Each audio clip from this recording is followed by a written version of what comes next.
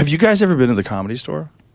No, but we were trying to. Yeah, listen, I can set that up. The Comedy Store is without a doubt haunted. We went if there's there a for place show. that's haunted in the world, it's the Comedy Store because it used to be a mob nightclub and they've murdered people there. 100%. That was Bugsy Siegel's nightclub. It was called Ciro's.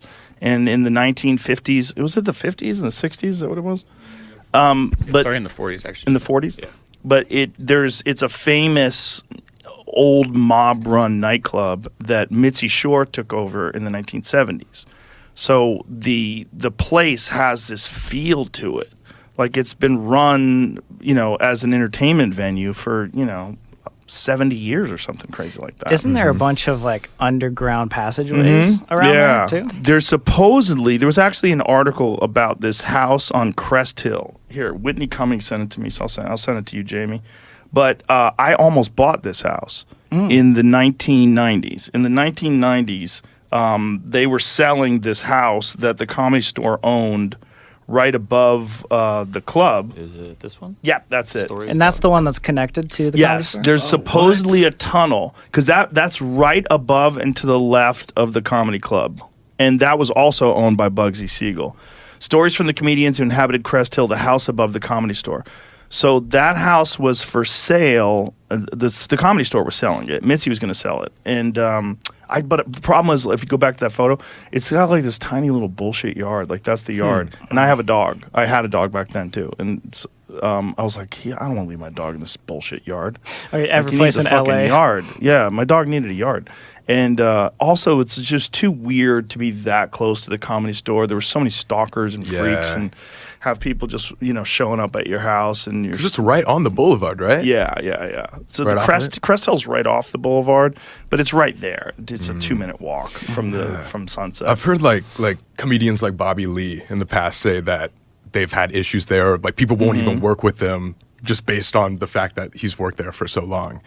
Really? Obviously, I don't know like too much about that, but he's talked about that in other podcasts and stuff where It's haunted? yeah, where he says it's very haunted and like people don't want to work with him because he works there. Really? It's like everybody like that works That might there be an is- excuse for why they don't want to work with Bobby. Bobby. That could be it. Bobby, it might be you. I've never heard anybody say that before. I can't work with you because you work at that haunted place. That Yeah. They just Yeah. don't want to be like around that stuff. Well, there are 100% are people that have stories, including multiple comedians, multiple managers of the place, waitresses at the place. There's a lot of people that had stories of like seeing weird things and meeting people that weren't there. And Have you ever had an experience no, like that? I tried. I went down in the basement one day by myself. Yeah. And I walked into the main room by myself. Carl LeBeau, who recently passed away, Carl had the weirdest story. He got kicked out of his house. He got in a fight with his wife, and he got kicked out of his house. And he went to the Comedy Store and decided he was going to sleep on the stage in the main room. And he's like, man, I'm gonna fucking make it. I'm sleeping on this stage. She's gonna kick me out of the house, but one day I'll fucking show you. And so like he's drunk and he lays down on the stage, and then he hears a door shut. And the Comedy Store main room is pitch black, right? So this is what it looks like. But that's only when the lights are on. So he's laying down and he hears a door shut, and he goes, "Hey, it's Carl. It's me, Carl. Who is that?"